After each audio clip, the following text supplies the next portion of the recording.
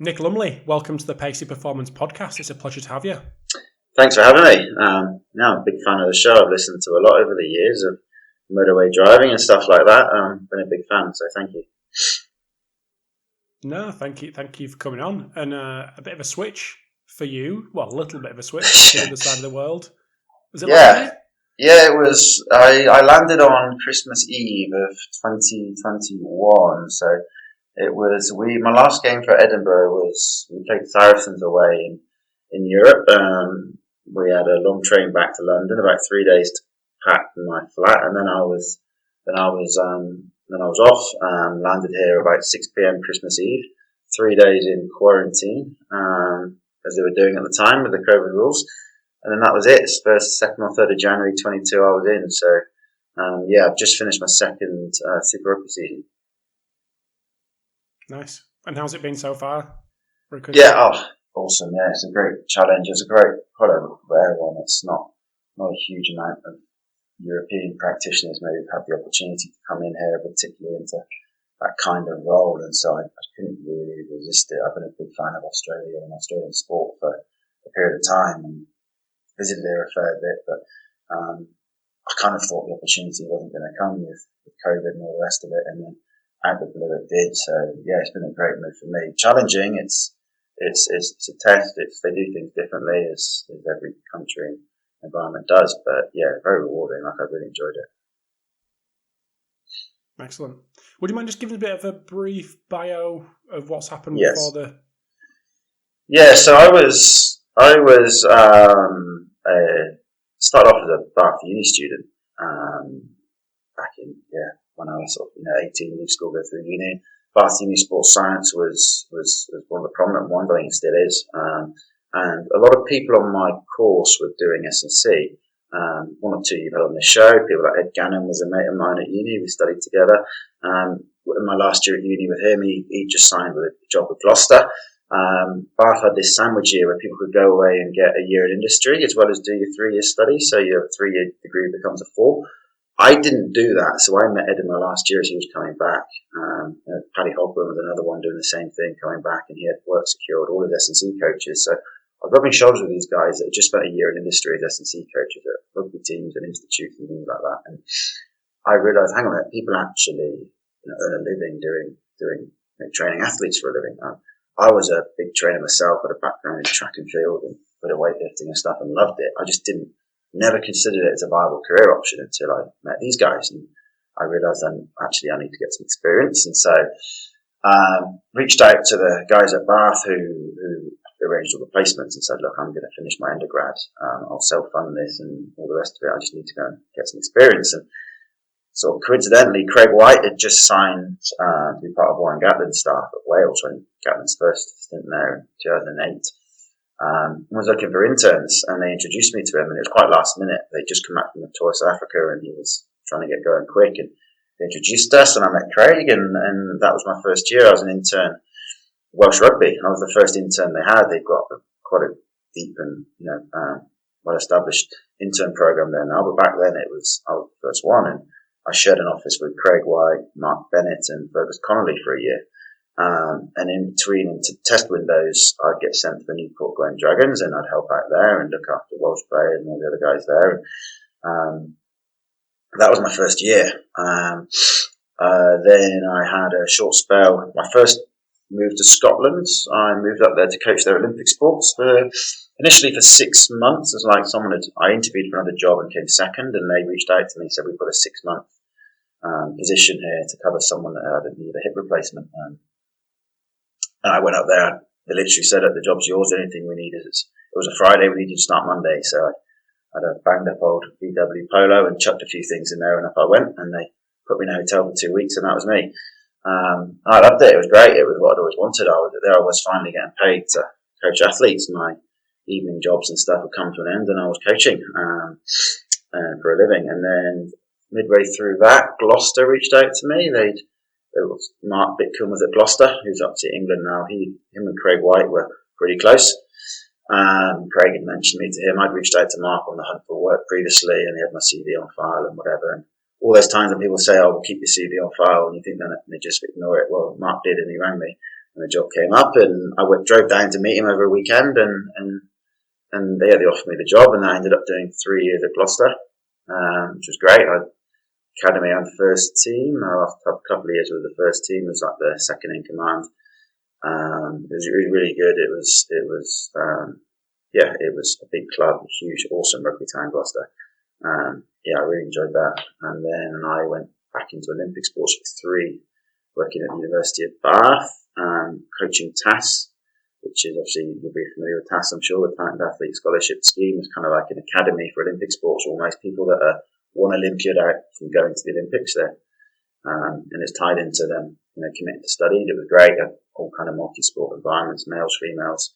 It was great. It was everything I needed, having coached predominantly male rugby players all my life. I was coaching 18-year-old girls and trying to establish a rapport with them was a bit different to 29, 30-year-old rugby players, and so it was good for me. And you actually don't have to coach there because you've got time to coach. I was on the gym floor 35 hours a week, something like that. And then got there in time for London Olympics, and there was a few summer sports that I were just in the final preparations. I guess you probably were up at the time you were up on your CV, you were involved with it, but I wasn't. I observed a few sessions, that was it.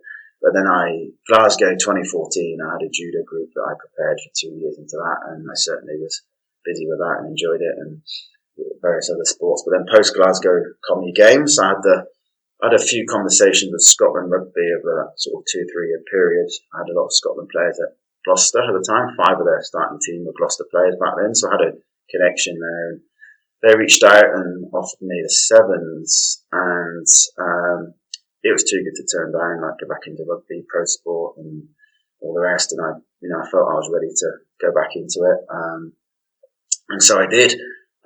Initially, it was just to be a Scotland-based S&C, and they'd go away and travel with their S&C and stuff. But they were a good organisation. Their role kind of shaped. I ended up travelling to all the sevens tournaments for 3 years.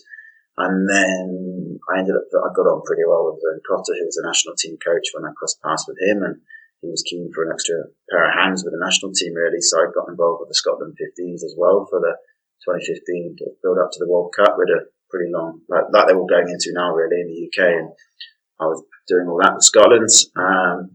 And then I go back into the sevens, and I did another summer tour with them. So I kind of went back and forth a little bit, but it was predominant focus for the sevens. And then Vern went to Montpellier, and there was potential to maybe go with him. But Scottish Rugby were quite keen on me staying. I felt very grateful to them for what they'd done, and so the opportunity came to go to Edinburgh. Richard Cockerell was going as a head coach, and they were putting a new team in there, and so I kind of led into that. Really, it was the right thing to do, and it was the right call at the time, and it was awesome. I did 4.5 years at Edinburgh, sort of in that 5th season. The opportunity at the Waratahs came about, and as I said earlier, it was too good to turn down, and so here I am here now. That's kind of the professional bits. Obviously, there's been a few different courses and qualifications and studying along the way, but that's kind of how I've spent the last 15 years of my life professionally. It's good. Excellent. Thanks for that. I'd be interested to know, given that you've not just been a one sport man, which is more common now, that you've delved in other areas, Olympic athletes, etc. What is your philosophy? Can you boil it down? Which I'm guessing you probably can, because I would have thought that that's probably one of the first questions when you come to an interview in someone like the Waratahs. But how has that philosophy developed over the last 15 years? That's a good question. The answer changes, I guess. I'm big on reading and learning. Even now, I'm pretty big on reading and having little projects and personal development things that you have going in the backbone to your sort of day-to-day work. And it does change. Like I was, as a young guy, I was massively looking up to people and trying to mimic their programs, as I see a lot of young coaches do now.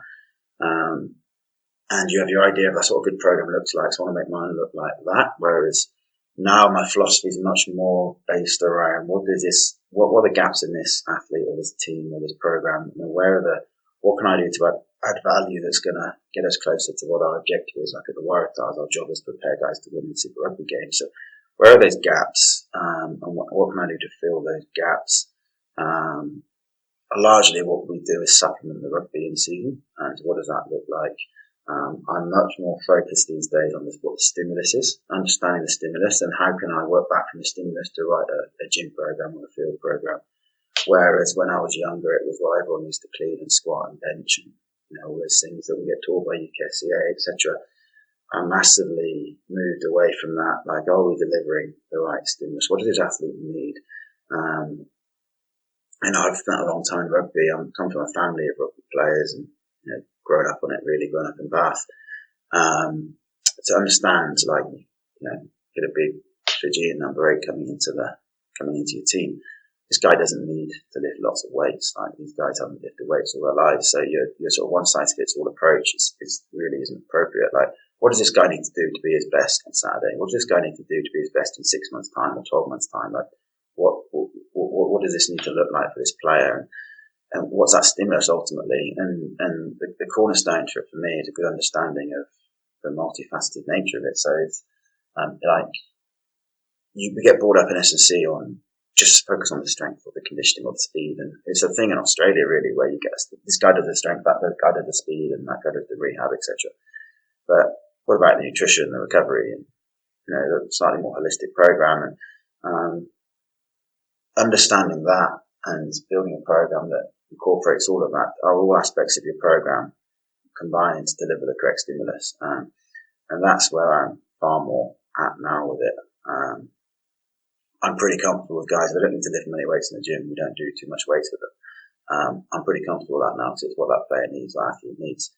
But 10, 15 years ago, I would have been slightly less comfortable with that because that was my biases as a young guy and a background in weightlifting and sprinting. Everyone needs to do these things. And so, a bit of a roundabout answer there, but it's far more, bespoke to what I think that person needs to take on the field as opposed to my S&C focused biases, I guess. And it's something I've learned through trial and error and probably getting it wrong as much as getting it right, and junk training with your athletes programs and feedback from coaches and athletes or both that maybe this isn't what I need, and you reflect on that and you realise, you've got a point. And the biggest thing I found over time is, like, I'm a big fan of Mark Bennett. I mentioned as an early boss of mine. I look at him a lot, and he's been really good influence on me when I was younger, like constantly measuring inside your training. We don't test, and I don't do much testing, but we do measure during training, and just error checking yourself almost is what I'm doing working, is what I'm doing having a performance. And I'm sure we'll get to that in a minute around how that transfers to the field. But before you get to that point, like, we say we're going to make this guy stronger. Well, are we getting stronger? Are we wasting his time? We're trying to change body comp. Are we changing this person's body comp, or are we not? Because there's nothing wrong with writing a program that doesn't work, as long as you understand why that doesn't work.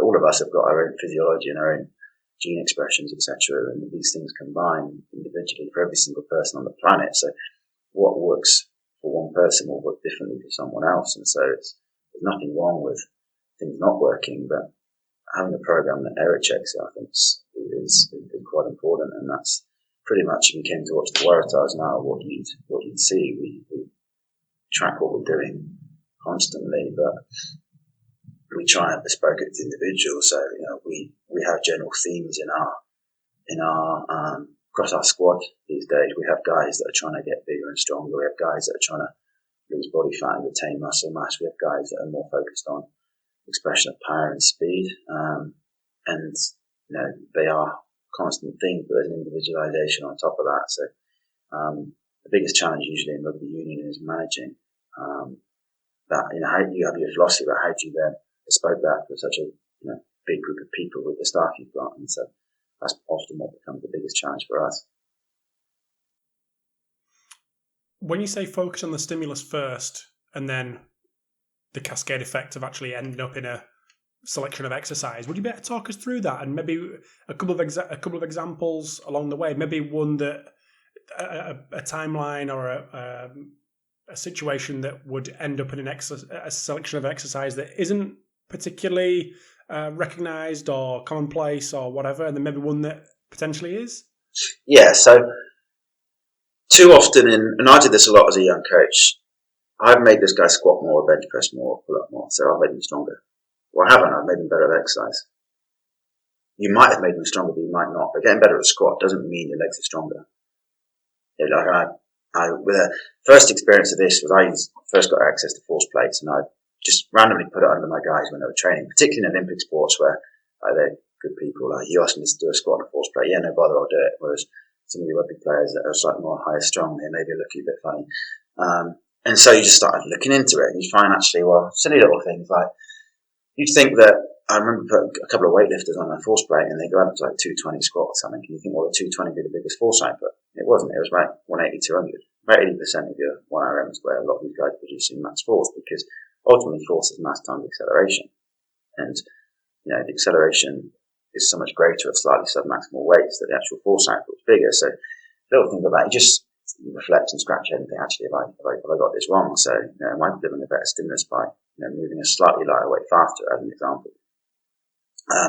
And then you start thinking, well, what actually is important? And then I started reading into more and more of your harder core strength science. And, you know, what we're trying to do when we're trying to make guys stronger, we want guys to maximally recruit their biggest motor units.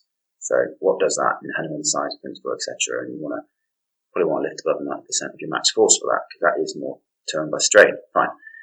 Are you synchronizing that recruitment pattern? So how big is it, and are you synchronizing it?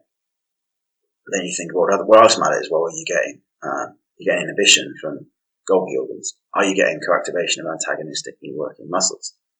And how is that relevant to the goal we're trying to achieve? So, you know, if you do lots of heavy squats and your one arm goes up, quite often you're just damping down that inhibition. You may be quieting down those antagonistic contractions, allowing the prime movers to express force slightly better, and you lift the weight. Those prime movers might not be necessarily producing any more force. They're just not getting dampened down by, you know, inhibitory processes. So, so we need to write strength programs that target what these adaptations are, not just how can I make this guy squat more. And that kind of got me scratching my head and thinking. And we've, you know, played around with different leg presses. You know, I remember going up to Leicester Tigers back in the day when Ed Gannon was still there and Al Martin was there. And we went up there with a few weightlifters, and we've done all those squats on force plates, and we did some like horizontal leg presses on. I don't want to plug the company too much, but I'm a big user of the Mara thruster over the years. It's a very good machine, and we put a force plate in that and measured the force outputs on that. And there's leg press, there's weightlifters, all these boys, you know, the idea of leg pressing, you're not squatting, they look at you and think, yeah, talking double Dutch, like it's not some of this in their DNA. You ask them to do it, and they've never done it in their life before, and they all produce a bigger force output than they were squatting. And for whatever reason, there's a few different reasons for that, potentially, in terms of the different muscles you can recruit, etc. But if you think about the stimulus that's delivering, well, you're producing bigger force output, you're putting more strain through the tissue, you're quite likely to be doing more to recruit those biggest motor units. And so you may well be getting bigger adaptation around maximal recruitment. In terms of synchronizing that recruitment, then I wouldn't know enough to know if that was better or worse, but it's definitely different. You know, the role of inhibitory systems will be different. And so based off that, like if I take that into my day-to-day practice now, if I've got a 6'8", 6'9" second row forward who's got such long femurs that the concept of squatting is quite difficult from a biomechanical point of view, which is purely conventionally driven, well, am I going to deliver a stimulus that allows me to recruit up to 9% of their peak force in the back squat? Pretty unlikely, because there's a motor control challenge for them, not an expression of force challenge. So, you know, exercise selection is a biomechanical means to express force, and if your role is to do maximum strength, well, you might choose a better exercise. We will use a Mara thruster a lot for that here, because we know that we can put huge amounts of force through their knee and hip extensors on that machine. We're most likely to get favorable adaptations at the nervous system level than we will do squatting in those athletes that are really tall. So that will be a primary strength marker for us, and we've moved away from using back squats as any kind of measure of peak force. We'll isometric pull for that, and isometric pulls don't discriminate anthropometrics, because you can adjust it. And so we'll hold them accountable for that, for expression of force, but we'll develop that force through a means that allows them to ultimately express it based on their anthropometry. So that's kind of a process I've had trickling on in the background over the last few years of strength training on how we develop maximal force. But it's linked not to, I want to make these guys squat more because that's max strength, because that's what UKSCA or whatever, I'm not UKSCA great, I do nothing against them at all, but as a young coach, that's what you get brought up on. It's these adaptations we need. We need to express this amount of force so we can recruit the biggest fibres, and we can, I'm a big believer that one of the primary adaptations in rugby is preferential hypertrophy. So what are we doing to elicit that kind of response? Well, the quality of the force you produce and the magnitude of the force you produce is integral to that. And so, that's how it's evolved over time from how we develop strength. Like, ultimately, logistics were a factor for me. So guys that will do a lot of squats, because a lot of guys are very good at it and they can generate huge amounts of force. We've got plenty of guys squatting big numbers at the Waratahs, so we have no issue doing it, but I have no issue with guys that can't do it. We actively take them away from it. But that's been triggered by measuring what's going on, measuring grain reaction force, understanding it, linking it to some of your basic sort of more sort of physiology-driven research around what are the sort of neural adaptations, the morphological adaptations that make you stronger. If you want to make a muscle grow, it's pretty simple. You take it to failure, put a load of force through it, and get do something. What bodybuilders do, they're not stupid, those boys. Like, they lift heavy weights and they lift weights to failure. Like, so are you giving them exercise choices that allow them to do that? Like, if we're trying to get someone's quads bigger, we're probably more likely to put them on one of these horizontal leg presses than we are squat them to failure. Because if you squat a guy to failure, I guarantee you that most guys will lose motor control way before they lose, the actual tissue accumulates so much lactate and muscle damage that you go to failure. So you're going to put a probably stimulus to that tissue on a slightly more controlled exercise with less degrees of freedom that ultimately can go wrong under fatigue. So, again, as a young man, I'd have just been, I'd have been squatting them.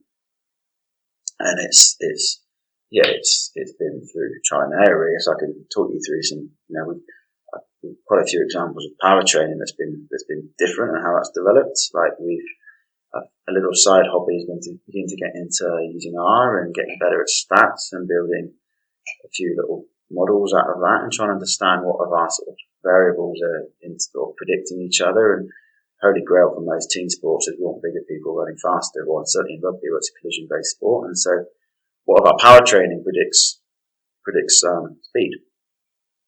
And grew up on, I was a weightlifter myself, Olympic lifting, I love them, but you're not actually developing huge amounts of power in Olympic lifting. A lot of athletes, unless you're good at it, unless you're lifting good numbers, you're not trying to be huge amounts of power. So, but we had a good database here historically. I had a good one in Edinburgh, where we're looking at, well, what power metrics are predicting the guy to sprint the fastest? And it wasn't necessarily what we expected. Your sort of track and field based research would tell you that max velocity, for an example, would be predicted by RSI. Sort of John Goodwin explains it really well, and that book he's just released, or him and Dan Clever released, the Second Force ones, is excellent. It goes over John's philosophy really well.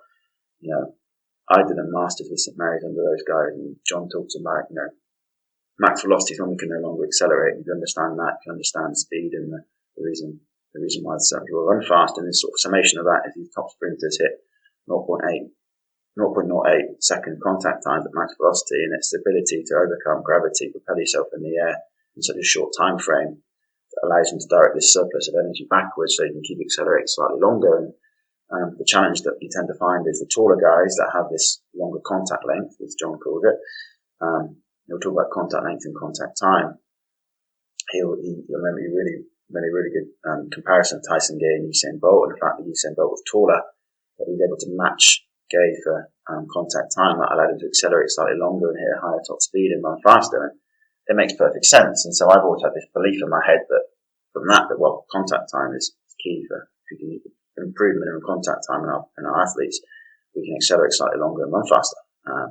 So he's looked at it at Edinburgh, like RSI, is that key? And what our RSI data and our guys' ability to sprint. And obviously there's a relationship there. It's, the good athletes are the best at everything, by and large, and especially in the world I'm in, team sports. But we actually found it wasn't the strongest predictor. Depth jumping, classical. I'm a big fan of the Russian, Eastern European text, big Yuri Verkhoshansky fan as a young man, and it's definitely got Mark Bennett's influence on me there, and people like Carmelo Bosco and those guys. I poured through those texts when I was a young guy, and Mark knew Yuri, and I remember telling me then that Verkhoshansky was a big believer in rugby players. He's broken English, telling Mark that we need to push harder and not be trying to be so quick on the floor in rugby. That's not how we were going to run. And I remember when that sort of analysis came off, we were looking at these inference trees that it looks into, explores the relationship of correlation a bit more deeper than just correlating it at what levels those relationships happen. And we found that 80% of our top depth jumpers also are top sort of bounder sprinters as well. And RSI wasn't that high, and it took me back to what that sort of back in 2008, what Mark said that Yuri said to him. And yeah, it kind of got me thinking that I've been blindly following track and field research, and over the years I've developed a real healthy disdain for S&C research because the data I collect on my athletes so often refutes it. In Edinburgh, our top depth jumpers were our best sprinters, 80% of them were. There's always anomalies, but it was the strongest prediction. And so we just got more really good at depth jumping for 2 years. We had some really good changes in our max velocities. However, there's other factors for it, so I couldn't sit you and publish that. But we also changed to a new pitch when Edinburgh built a new stadium. We also made speed more important because we were determined to develop it because we had a lot of strong guys and wanted to make it quicker. So there's other factors at play there. We threw everything at it and hope something stick. But a big factor was that, our data set at our club was telling us that we don't run like sprinters. For whatever reason, whether it's the surface or the kind of muscle mass we carry, whatever in rugby, we're not stiff athletes. We're producing more force every foot contact, and maybe we do try and accelerate every foot contact as opposed to bounce over the floor, maybe slightly more. Jonas, I spoke to him about it recently, and he talked about different archetypes of sprinting, and he'd be a good one to answer that question better than me. But we found that, and I've repeated that analysis at Waratahs, and it's come out slightly different again. Depth jumping's still big, but RSI is bigger here. It's always certainly as important. Again, with the ground here is rock solid. Maybe that's a factor, I don't know. But I've got maybe 60 odd data sets at Edinburgh saying one thing. I've got a slightly bigger one here over the last few years telling me that, depth jumping is important, but RSI is important. So here we're trying to get good at drop jumping and depth jumping. And we're putting a bit more focus on both, and we're looking at, what can we build that into our program? Because, it's the time you get with your athletes is quite limited, so optimizing that is really key. But we're not doing huge amounts of speed drilling here. We're not doing huge amounts of some of that speed training. We've had some very good, lots of players with them, but and lots of bounding and stuff alongside it. But it's more the gross expression of force route we've gone down. We've had some good changes off the result of that. But it's all been driven by this constant, just in the background, measuring your data and getting better at understanding and analysing it. I quite enjoy the sort of personal development side of learning how to code and build stats, and it's a topic that interests me. So it's been quite a common theme, I guess, that over the years that I've been a strength and power coach, was to sort of dig into that. And I'm very open to changing what I do, and I find stuff that tells me I can make it better. So I don't know if that's a couple of different examples around speed and strength there, but that's kind of the process and the rabbit holes I've been looking down over the last few years, trying to understand how to write better programs. Just clarify for us the difference between depth jumps and drop jumps. One's aiming for one's aiming for good. speed. Yeah, good. Yeah, exactly that. So I'm sticking to Yuri's terminology, I guess. With a depth jump, we're telling our guys to jump as high as possible. I don't care how long you're on the floor. You read into the fast and slow stroke, short and cycle stuff. I guess that's roughly what you're looking at, and the two different routes there that you can use to augment concentric power output. So we're telling our guys to be stiff as possible and giving them RSI as a target. I'm not a big fan of RSI as a measure. It's a proxy, really. I think it's a bit overrated, really. But the concept of trying to develop stiffness and the ability to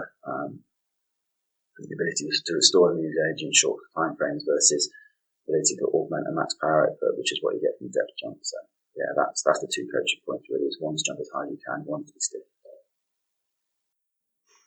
So are these two, especially now at the Waratahs, are these two exercises a real cornerstone of your program? And how do you get there? And how do you manage it with the bigger guys, if at all? Yeah, they've been a cornerstone this year. First year here, I didn't feel they were as strong as we wanted them to be. So, we pick the low hanging fruit before you sort of move up, I guess. And so, first year is more about getting the guys fit, where there's some injury things we need to address, around some injury rates and how we change some of the few things around that, and get them stronger, get them exposed to regular training in the way we wanted to. We mixed up the training week and all that kind of stuff. So first year was very put fundamentals in place. Second year, we felt that we'd get them strong pretty quick, and we went into the season a lot stronger this year than we did last year because we'd accumulated some work, and so far bigger focus on transferring that into them running faster. It's year two, and the year two programs are quite different to year one. And this year we've done a lot of drop and depth jumping. We've done a lot of weighted squat jumps. That came out as a really good predictor as well, and particularly on acceleration.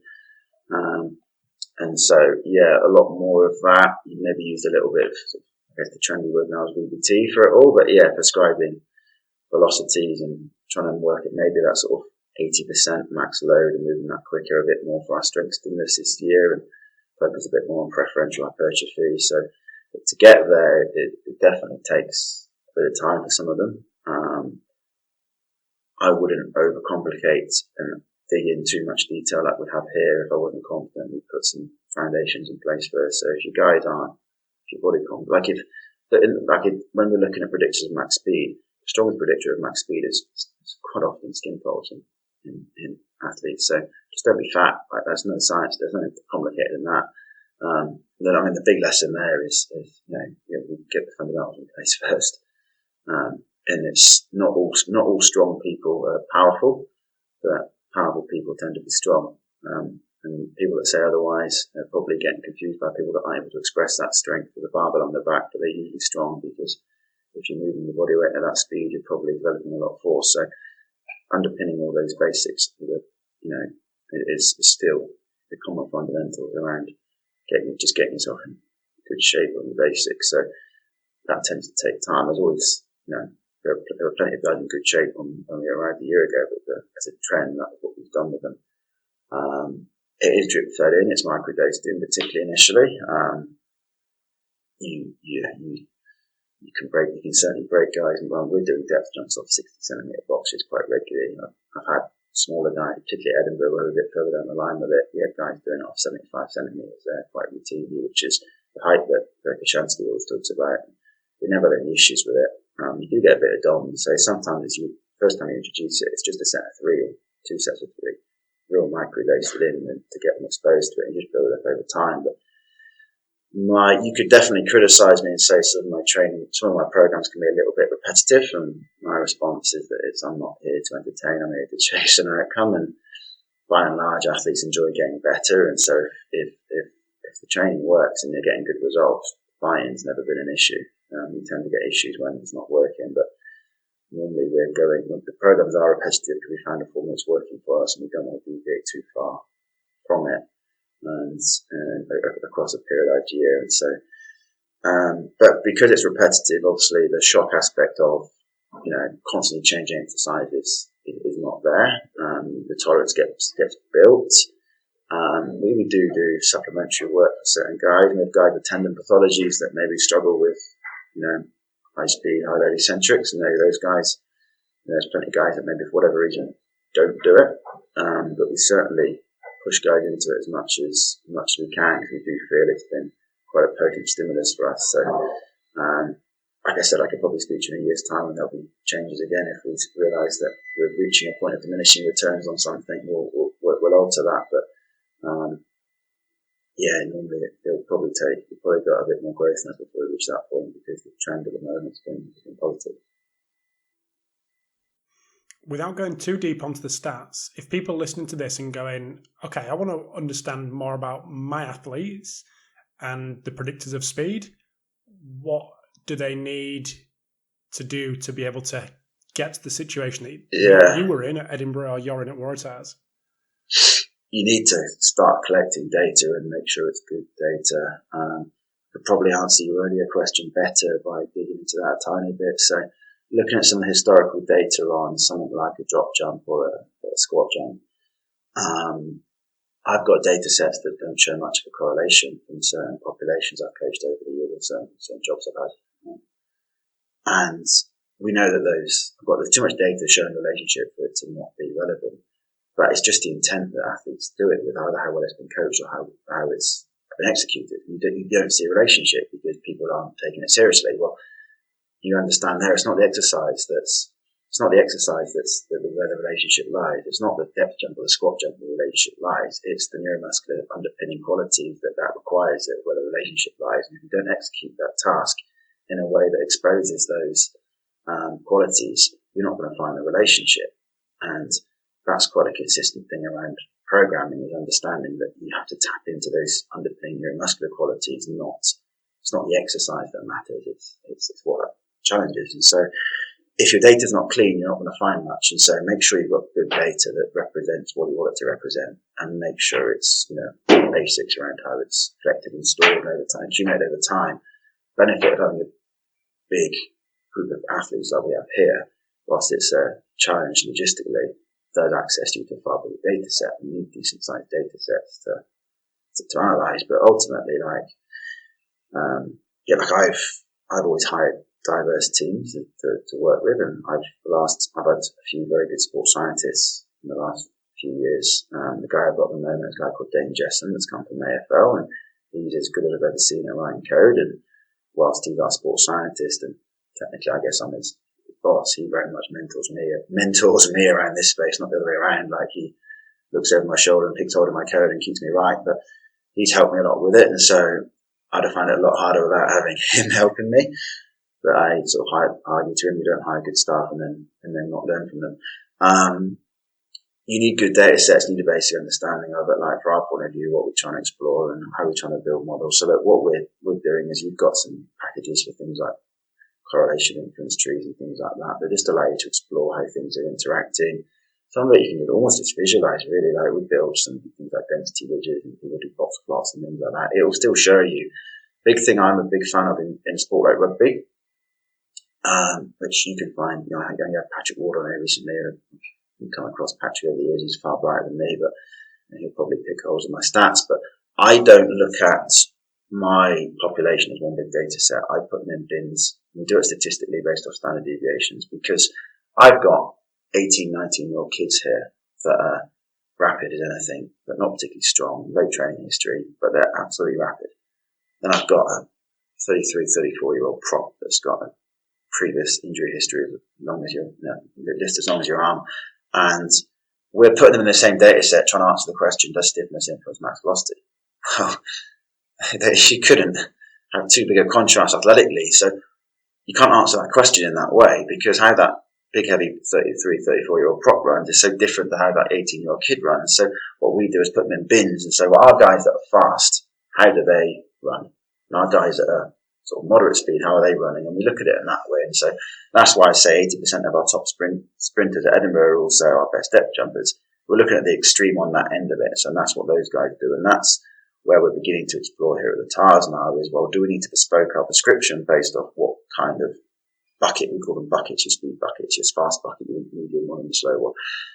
Depending on what bucket you're in or what bin you're in, do you need to be a bit more prescriptive? Because we're finding that the RSI is stronger at the TARS, only in that really fast group. The slow group is not. So those guys probably are just looking to express high amounts of force and use things like depth jumping and squat jumping and all the rest of it, whereas being a bit more reactive maybe is best for the smaller, lighter, maybe younger, whatever, group that are in that big group. So collected data set, and just put them into those groups, then start exploring how those different sort of data sets are interacting. What's your outcome variable of interest? Be very clear on that, and then start looking at it. And you can eyeball it, but I can't pretend to be a really good statistician. You can download packages for R, like we've got random forest packages, and those. I saw your article about Dan Tobin was talking about doing time body weight being diminishing returns. Well, off the base of a random forest, we can build these partial dependencies that start predicting, modelling two sort of data sets and looking at how those data sets interact. And theoretically speaking, when this variable reaches this point, it's probably not going to affect this one anymore. And we find something similar, 2.1, 2.2 times body weight. You start seeing diminishing returns of its influence to make a person faster or make a person accelerate better or jump higher or whatever it might be. It's not as daunting as it seems, which is the best advice I'd give someone looking to do it. Collect good data, have it well organised, and just have an idea of what you're trying to find out. get on Google. I mean, ChatGPT is great for that now. I wish that had come out years ago. It's not as daunting as you see. You can download packages. It's going to take you a while. You'll fiddle around ages trying to get something to work. But understand, we're trying to, is there a relationship between these two things? And then try and explore at what level those relationships occur. And that's all we've really been doing. And like I say, I could probably give you a far better answer in 6 months' time when we've looked into it a bit deeper. We're just scratching the surface here at the moment, but it's definitely a big driver behind our exercise selection. And like I said, if someone wanted to reach out, I'd happily answer the questions, but I'm sure they could find better people than me to ask for help. But it's not as daunting as it seems. Let's take this on even further. And just you referenced there Dan Tobin's article from Gloucester talking about transfer of training and understanding what is actually transferring when it comes to a Saturday or a Sunday or game day. How do you try to understand that? Yes, we've got these guys faster, hopefully. We've got them stronger, we've got them faster, but is that actually completing the kind of full sequence and transferring that to game day? Obviously, that's quite a complex process, as Dan went through in the article, but how do you go about trying to understand that? To be honest with you, my understanding is largely conceptual at the moment. We're nowhere near as far down that path as Dan. I mean, I don't know Dan well, but we've spoken over years. I believe we've been at Gloucester 6-7 years, and that's the beauty of time and the role that you program evolves and you get there. But at the moment, it's more conceptual to understand that, and I've studied Franz Bosch's stuff a lot over the years. I was a big critic of Franz Bosch's. Coming from my background, you look at Franz's stuff and this is a lot of nonsense, and I read his book, and I actually wrote an article for Hammer Media on Franz's stuff years ago, criticising it, and he responded to me. He was very generous in his response. Bear in mind, I just slated his book, and he asked me to review. What did he say, Nick? Was that response public, or was that a personal one? Yeah, no, it was actually through Martin Bingus. It was like, Franz enjoyed your critique. He thought you'd done a good job of it. I think he completely disagreed with what I said, but he thought I'd tried to formulate a balanced argument, and he was very generous around that. And he asked me to review through Martin, they asked me to review his second book, which I did during lockdown. It was hard reading. It was tough. But the good thing around what he does really well is his understanding of the nervous system. And he talks about understanding the regulating neural pathways that underpin movement. And the context in which a movement happens is so integral to understanding how you then affect it. So he'll look at someone like me doing what I'm doing here as reductionist and say, well, it's an alpha pathway, or his second book goes into calling an alpha pathway to a top-down pathway. It's centrally governed, it's pre-planned, it's selective activation, whatever you want to call it. And he'll talk about, well, there's different regulating neural pathways. You could do a sidestep, run in a straight line and cut off at 45 degrees.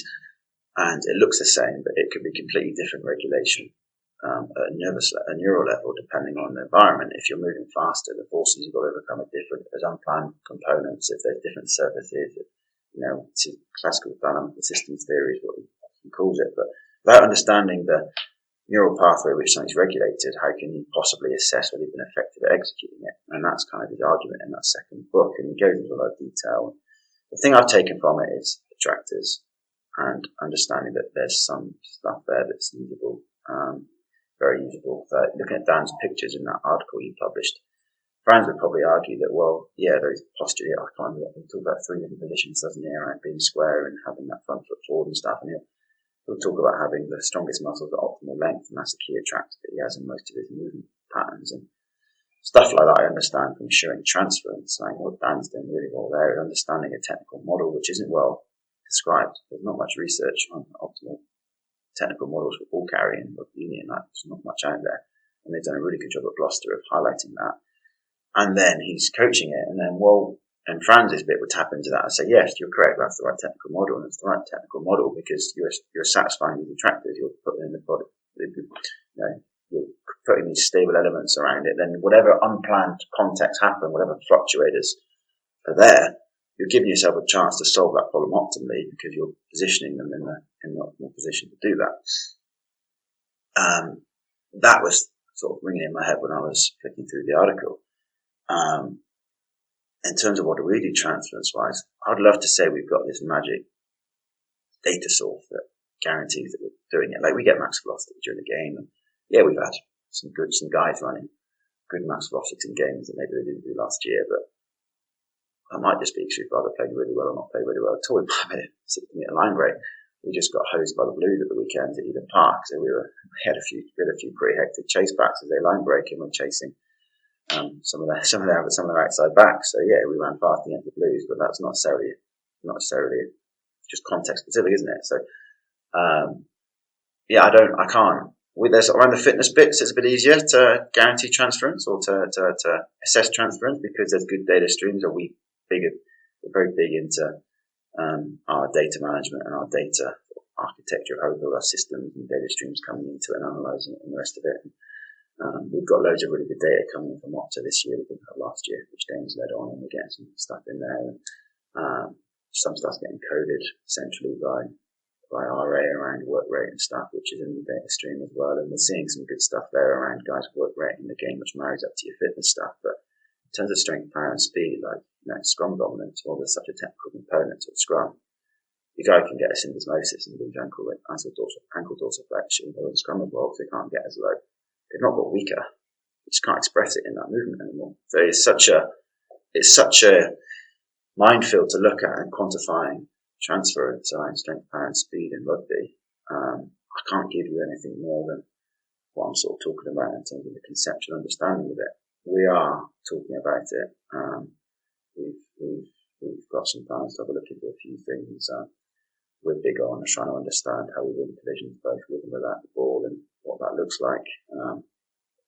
Things like assessing momentum, kinetic energy, any of these things that maybe will predict your collision quality. But the stuff Dan's done challenges that because he's not looking at, he's looking at momentum, yes, but he's looking at a position that puts you in a more optimal position to express force, which is solving momentum. So both just from a big tall person running upright, running really fast, those guys get leveled in rugby. You see it all the time. Big, strong club players stepping up to pro level, they just get leveled. And the stuff that Dan's sort of going over there highlights that really well. So yeah, it is the holy grail all of us are looking for. I can't say that we've got anything particularly novel we're doing here. I'd love to give you a good answer, but I'm not sure I can. So and you've said you've got some things that you're looking at. What would you actually need club wide to be able to get a better understanding of that in an ideal world? Better Resources not data. A problem. Personnel not a problem. Yeah.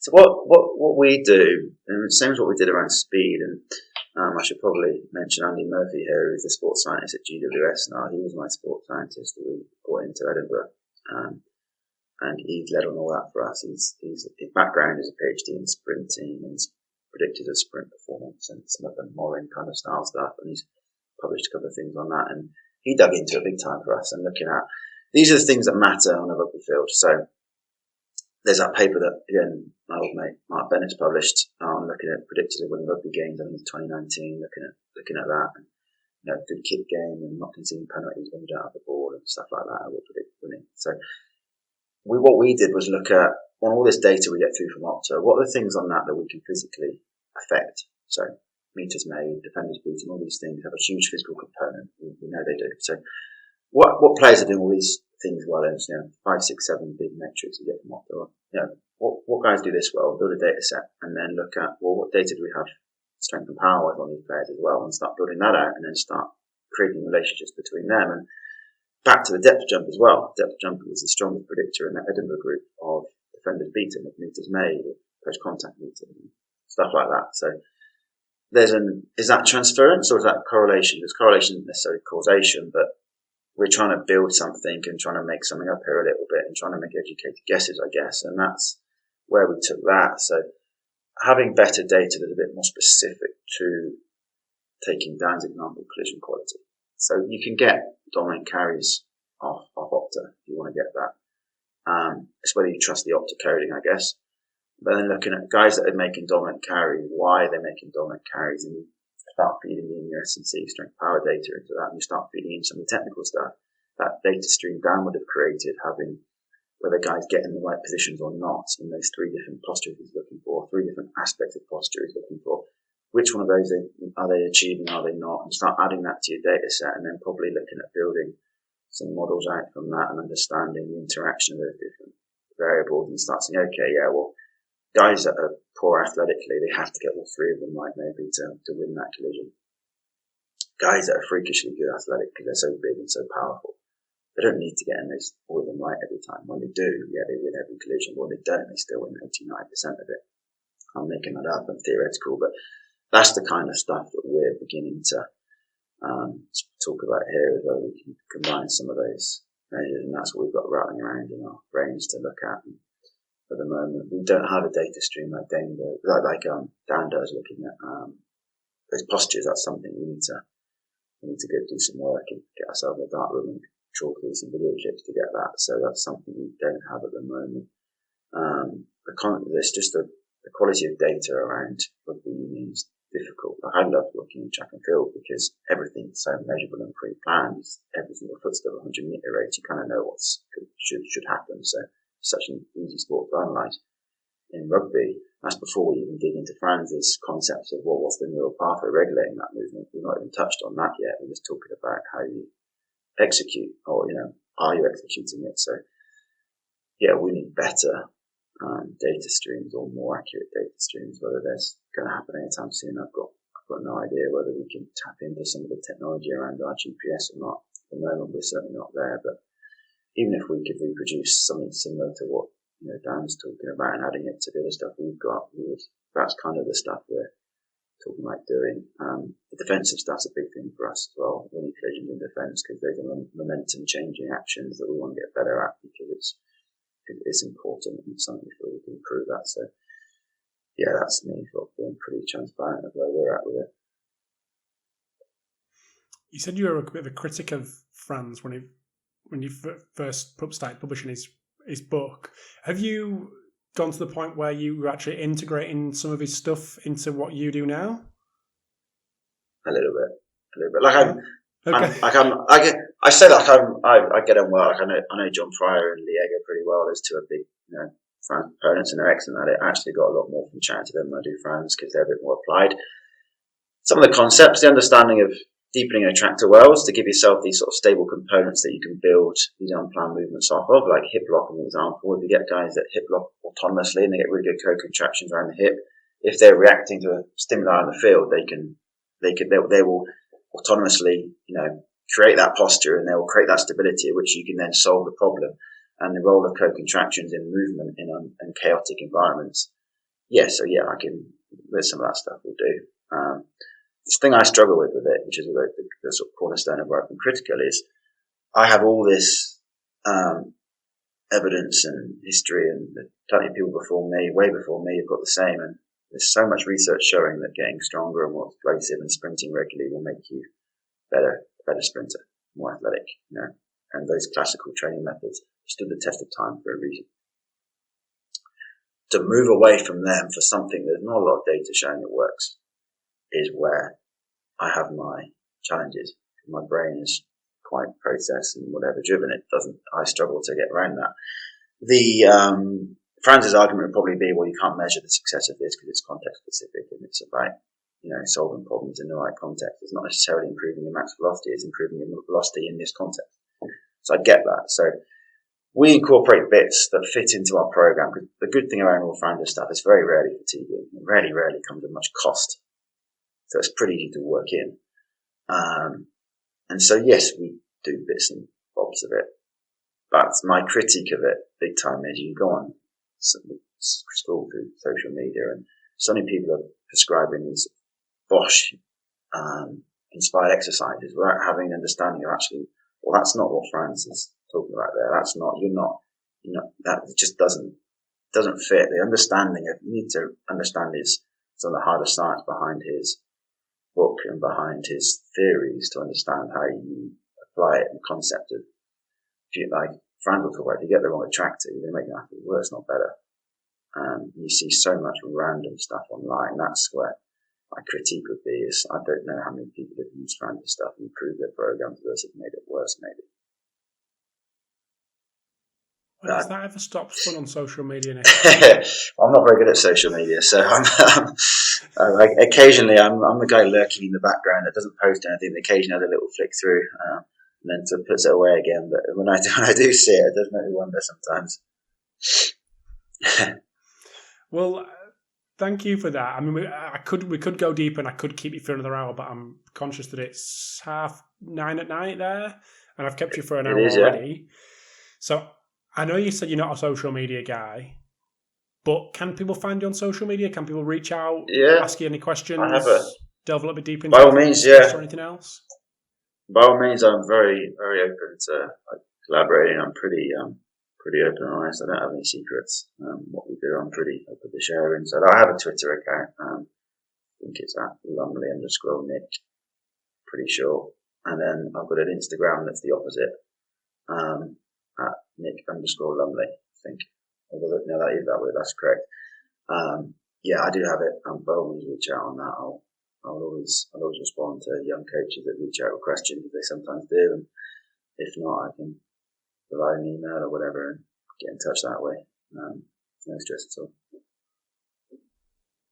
Fascinating stuff. Thank you very much for being so open and honest about the things that you've done before, things that you're doing now, and things that you aim to do in the future. So I really appreciate it, Nick, and look forward to keeping in touch. Thank you. Thanks for having me.